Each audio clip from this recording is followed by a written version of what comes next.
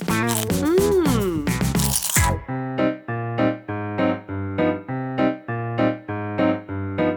Bu toprakların lezzetlerini, esnaflarını, emekçilerini, güzelliklerini keşfediyoruz. Bu yolculukta bize destek veren Türkiye'nin ödeme yöntemi Troy'a teşekkürlerle.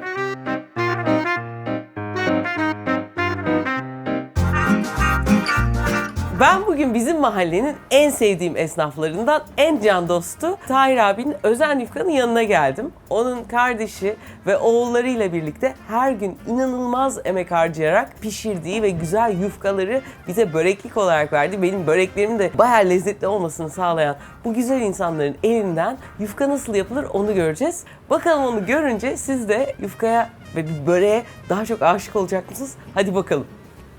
Merhaba Tahir Ustam, nasılsın, iyi misin? Sağ olun Refik Hanım, hoş geldiniz. Hoş bulduk, ne var ne yok? Hamdolsun iyi. Siz Aile nasılsınız? iyi, oğlanlar iyi, Hepsi kardeşi iyiler. iyi. Şükür Mevla'ya iyi. Sen bu işin ordinaryüs profesörsün, Evet, öyle değil mi? söyler. Diyebiliriz bunu. Tabii kesin. Mesleğimi Ee, seviyorum çünkü. Saat 8 gibi dükkanımızı açıyoruz. Geliyoruz, kazanımıza unumuzu döküyoruz. Tuzumuzu ilave ediyoruz. Ondan sonra su yoğuruyoruz. Ondan sonra çevirme işlemine başlıyoruz. 20 kilo una, 750 gram tuz, 13 kilo su. %60. Onu yoğurduktan sonra, güzel kıvama geldikten sonra tezgaha çıkartıyoruz. Kesiyoruz stil olarak. Beze işlemine geçiyoruz. Bezeleri yaptıktan sonra 20-25 tane hamur, yani 100 adet falan hamur basıyoruz tek tek. Ve üst üste 4 oluyor. Ve geri kalanını da esif yapıyoruz hamur unun içine. O bittikten sonra onu basıp tekrar açıyoruz. Ondan sonra saç işlemine geçiyoruz, pişiriyoruz. Önce çevreştirme, ondan sonra sürttürme işlemine geçiyor yedekçi. Ve doluyor. Doladıktan sonra sallanarak açma Evet. işlemine geçiyor ve ondan sonra kalfaya veriyor. Kalfa dolama işlemi yapıyor ve kenarlarını inceltiyor onun tam ebatını alması için. Ondan sonra saca geçiyor kalfada. Saca koyuyor. İlk yufkayı iki tarafını pişiriyorsun. Ondan sonrasını tek tarafını pişiriyorsun.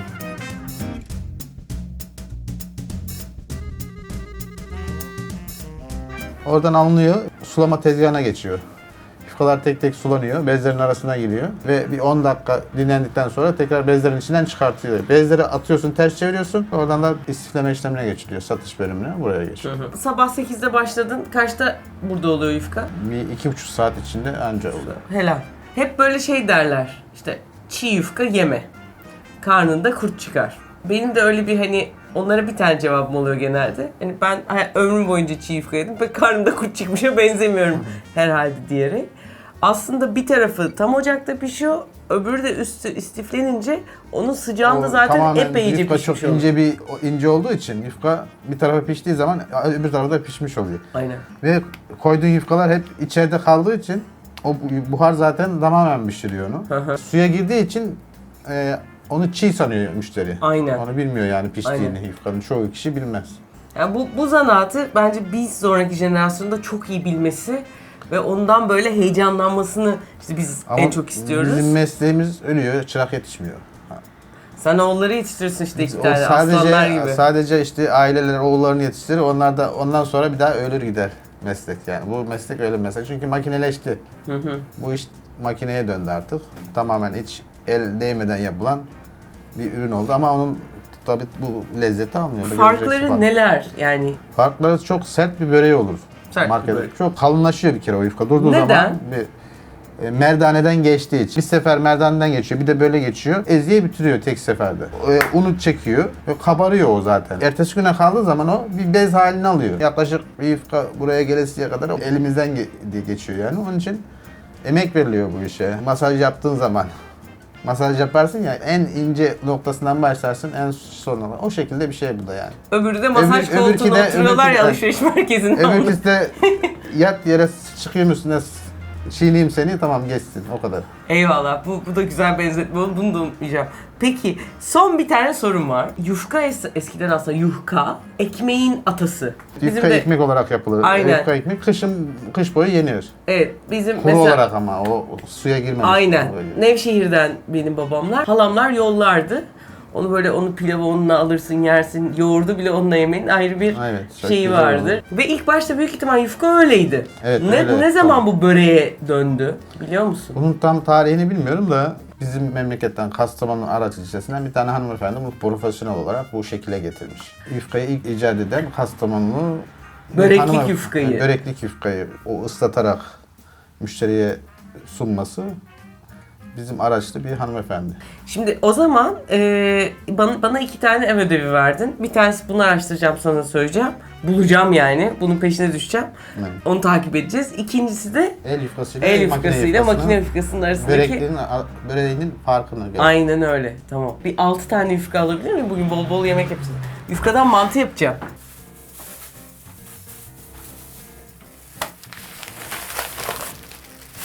Mis gibi valla.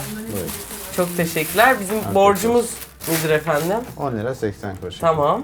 Sana yeni öğrendiğim şeyi satayım hemen. Basıyor musun 50 liranın altında bip ediyor ve ödüyor musun? Aynen öyle.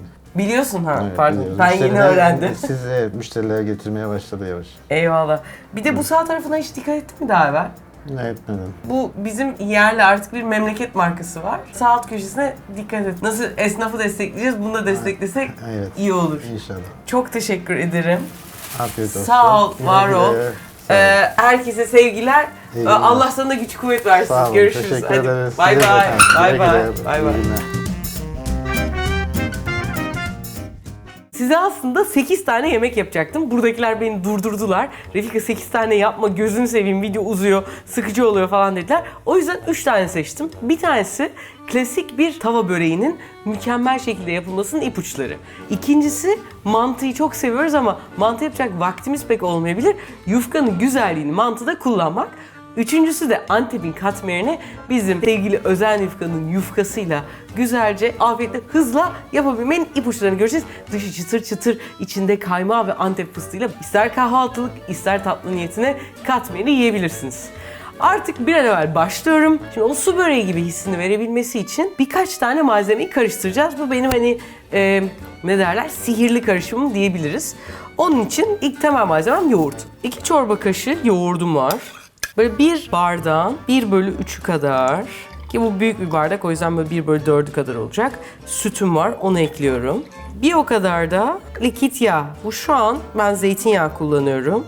Fındık yağı da kullanabilirsiniz. Ayçiçek yağı da kullanabilirsiniz. Ve son olarak da 2 tane yumurta. Bir tutam da tuz ekliyorum. Bunların hepsini şöyle güzelce karıştırıyorum. Yağın yoğurtla ve sütle iyice karıştığından emin olunca tamamdır. Bunu kenara alıyorum. Artık tavamın başına geçebilirim. Önce tavam güzelce ısınması lazım. Böyle sadece tabanını yağlayacak kadar bir zeytinyağı yeterli. Şimdi 2 tane yufkam var. Bu yufkanın ilkini tavanın üstüne böyle koyuyorum. Ama böyle katman katman yapmak istiyorum. Yani arada böyle daha çıtırtıları olsun. Tam böyle dümdüz olmasın diye. Kenarda böyle boşluklar bırakıyorum. Ama burasını da, yani orta kısmını da biraz kırışıklı bırakıyorum. Yalnız dikkat, altı kısılsın ki yanmasın. Sonra bu ikinciyi 3 parçaya ayırıyorum. Bunu da tekrar 2 parça ayırarak tavanın tabanına yerleştiriyorum. Sonra bu içine bir parça döküyorum. Bir parça daha ekliyorum. Yani için yaklaşık yarısını koyunca ortasına peynirleri yerleştirmeye başlıyorum. 2 boğum yaklaşık böyle 200 gram dil peynirine denk geliyor. Sonra tekrar bu katı ekliyorum.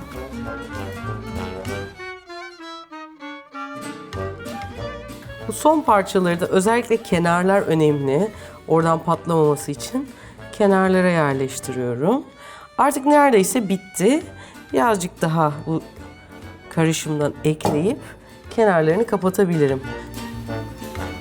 Böreğimi tamamen kapattım. Artık pişmesi lazım. Ateşi yaygın ateş ama en kısık da olması lazım. Böyle usul usul pişecek.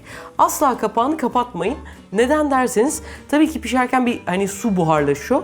O buharlaşan su eğer kapakla içinde kalırsa çıtırtısı azalacaktır. Halbuki biz böyle dışı çıtır çıtır içi yumuşacık bir börek istiyoruz. Onun için şimdi birazcık bekleyeceğiz, sonra çevireceğiz. Darananam. Böreğim bayağı güzel oluyor. Birazcık Allah. Tabii ki bütün tereyağını koymayacağım. Hop. İkinci katı sıyırarak yerleştirdim. Son katına da son dakika lezzet için üzerine sürebilirim. Şimdi aşağı yukarı oldu olup olmadığına bakmak için şöyle bir kez daha çeviriyorum. Hop. Allah. Dırırırım. Mükemmel bir şekilde.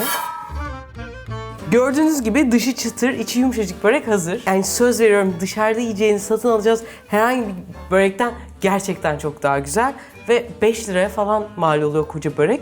Şimdi size izninizle kesip tadına da baktırmak istiyorum.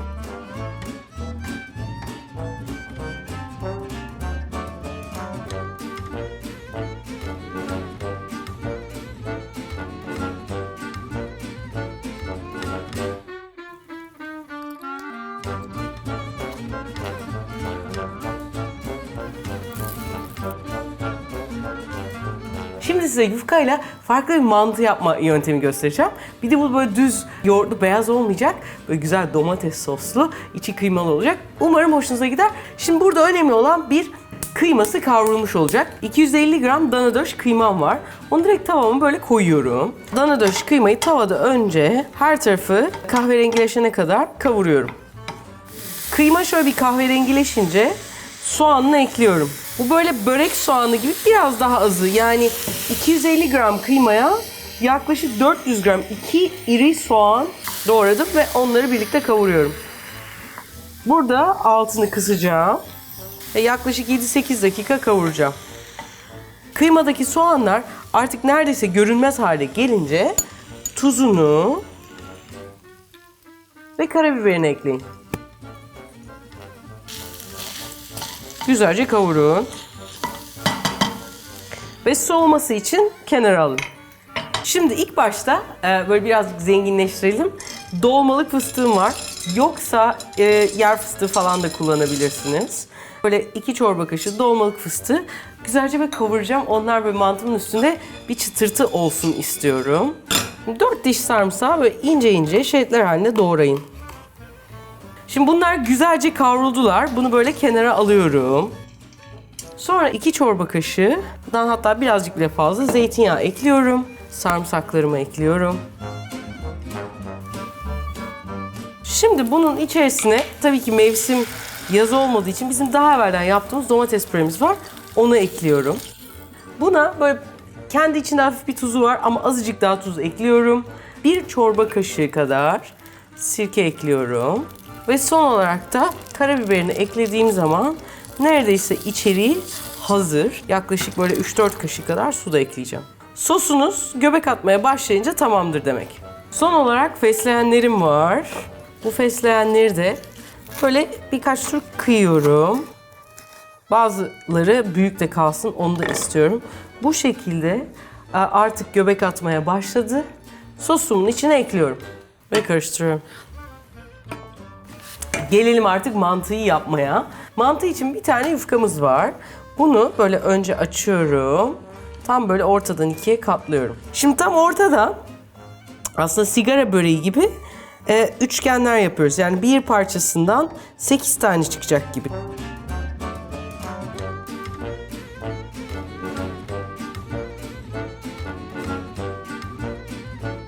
Şimdi buraya kadar normal sigara böreği gibi. Ama buradan sonra değişiyor. Şimdi böyle açıyoruz. Ondan sonra kıymayı içine yerleştiriyorum. Bunu böyle kıvırıyorum. Ama sigara böreğinden farklı olarak kenarları boşluk kalıyor. Şöyle suya batırıyorum. Ve kapatıyorum.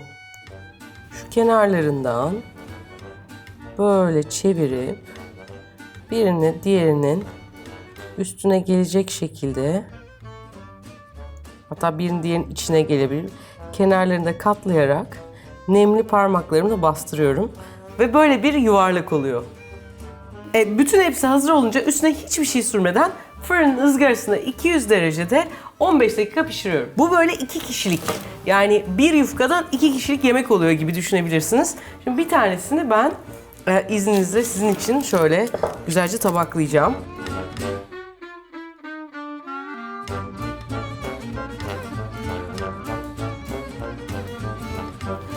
Bizim mutfakta malzemeden kaçılmıyor ki fıstığı abartmışız, bence bir çorba kaşığına indirebiliriz. Bu tarif 2 kişi için hazır. Çekime girmeden annemle konuşuyordum. Annem dedi ki senin nenen Refika Hanım o da böyle bir şey yapardı. O böyle daha değirmi şekilde yuvarlak yaparmış.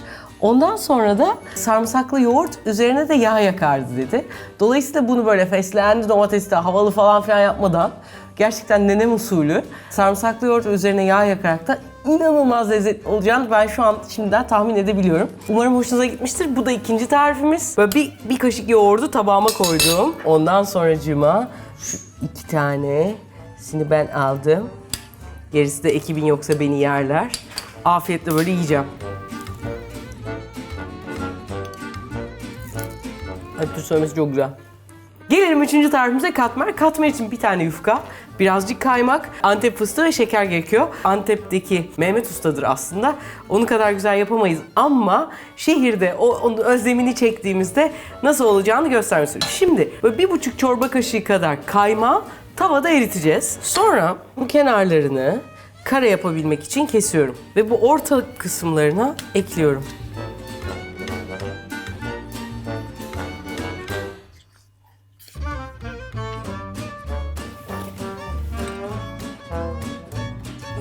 Sonra bu erimiş kaymağı yufkaya yayıyorum. Sonra tavama yaklaşık 1 tatlı kaşığı kadar tereyağı ekliyorum. Kalan kaymakları sonra elimle parçalayarak içerisine koyuyorum. Antep'teki ustalar da tam böyle yapıyorlar. Şimdi içine yaklaşık 1,5 kaşık kadar şeker ekliyorum. Ve 3 avuç da bu toz buz içten. Ve böyle katlıyorum.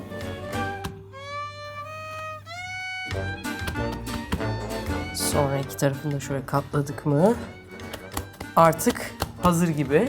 Tavam da hazır. Bunu hop tavaya alabilirim.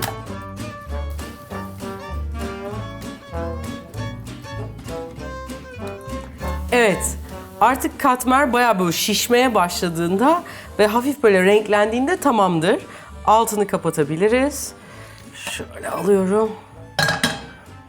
Ve hop diye şöyle son dakika üzerine yine Antep'te yapıldığı gibi birazcık de fıstık, biraz taneli, bol taneli fıstık ve çok azıcık da şeker. Normalde böyle şeker başka hiçbir şeye bu katmere yakıştığı gibi yakışmıyor. Hafif çıtırtısıyla minik elmas parçaları gibi oluyor.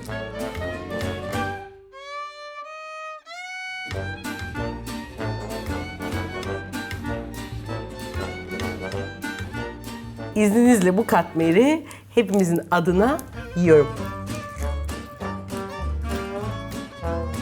Umarım hoşunuza gitmiştir. Tahir Usta'nın elinden çıkan yufkaları bir parça şenlendirmeye çalıştık. Yufka hayatınızda bolca olsun. Mahalle yufkacısını kullanın. Memleketin değerlerine sahip çıkalım ki bizim çocuklarımız da bizim yaşadığımız bu güzel, aslında bence en büyük zenginlik, paradan daha büyük zenginlik olan bu güzelliklere ve bu insanlara sahip olsun.